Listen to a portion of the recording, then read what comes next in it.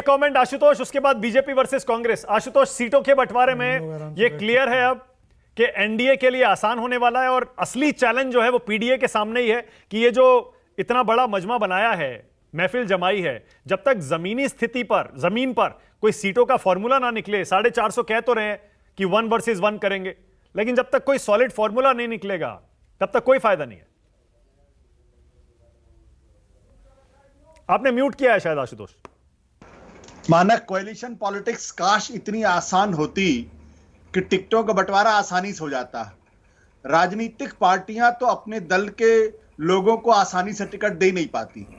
जब टिकटों का बंटवारा होता है तो राजनीतिक दलों की कुर्सियां चलती हैं, एक दूसरे को गालियां दी जाती हैं, नारे लगाए जाते हैं, पर्चे फाड़े जाते हैं, सब कुछ होता है। तो ये तो अलग अलग दलों के बीच में गठबंधन की पॉलिटिक्स है, और जिसकी जहां पे जो ज्यादा पोजीशन ऑफ स्ट्रेंथ से बार्गेन कर पाया उसको उसकी जीत मिलती है।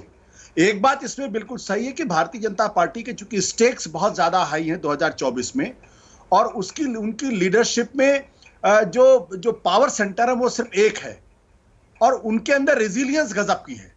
बहुत कम लोगों को शायद इस बात का अंदाजा होगा कि 2019 में जब लोकसभा के चुनाव हो रहे थे तो उस वक्त जनता दल यूनाइटेड के साथ इनका गठबंधन था, और जनता दल के साथ गठबंधन में अकोमोडेट करने के लिए भारतीय जनता पार्टी ने 5 सीटें जीती हुई छोड़ी थी। 22 सीटें बीजेपी के पास थी, 17 उन्होंने ली थी, 5 छोड़ दी थी। इसी तरीके से महाराष्ट्र के अंदर भी शिवसेना के फेवर में बीजेपी ने, अगर मुझे याद पड़ा तो 1 या 2 सीट जीती हुई छोड़ी थी। तो बीजेपी नरेंद्र मोदी के नेतृत्व में रेजिलिएंट ज्यादा है, फ्लेक्सिबिलिटी ज्यादा है, इसलिए हो सकता है कि यहां बार्गेनिंग कम हो। लेकिन यह कहना कि यहां दिक्कत कम होगी, मैं ऐसा मानता नहीं। हां, उसमें जैसे पिछली बार रामविलास पासवान को 6 सीटें जीती थी, तो क्या इस बार रामविलास पासवान को 6 सीटें मिल जाएंगी या 10 सीटें मिल जाएंगी? ये अपने आप में बड़ा सवाल है। इस बार तो 2-2 गुट है ना, एक एलजेपी नहीं है, इस बार तो 2-2 एलजेपी है। इसीलिए मैं कह रहा हूं। और पिछली बार जनता दल यूनाइटेड बीजेपी साथ थी, तब रामविलास पासवान की पार्टी को, इस बार रामविलास पासवान की पार्टी भी कमजोर है, और बीजेपी की बार्गेनिंग पावर बिहार में उतनी ज्यादा नहीं जितनी जेडीयू के साथ उस बार थी। तो मेरा कहना बहुत स्पष्ट है, 2 स्टेट हैं जहां पे सबसे ज्यादा बार्गेनिंग होगी, बिहार और महाराष्ट्र। बिहार और महाराष्ट्र ही दरअसल इस बार के चुनाव को काफी हद तक तय करेंगे।